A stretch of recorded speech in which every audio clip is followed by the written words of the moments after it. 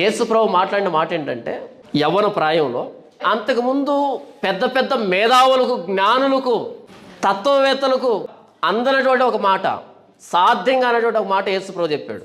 30 సంవత్సరాల నుంచి 33 సంవత్సరాల వయసులో ఉన్నటువంటి ఆయన చెప్పే మాట ఏంటంటే, ఒక స్త్రీని మోహపు చూపుతో చూచు ప్రతివాడు అప్పుడే తన హృదయం ముందు ఆమెతో వ్యభిచారం చేసిన వాడగును. ఈ మాట ఎవరు చెప్పాలి అంటే 80 సంవత్సరాలు 90 సంవత్సరాల వయసులో ఉన్న వ్యక్తి చెబితే బాగుంటుంది.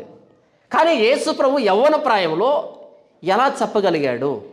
తెలుగులో ఒక సామెత ఉంది, వృద్ధనారి పతివ్రత అని.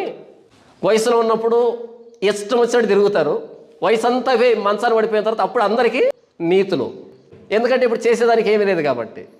కానీ యేసు ప్రభు యుక్త వయసులో ఇంకెవరికి సాధ్యంగా అనేటువంటి మాట చెప్పాడు. ఈ మాట ఇంకెవరికి సాధ్యం కాదు, ఎప్పుడు సాధ్యం కాదు, ఒక్క యేసు ప్రభువుకు తప్ప.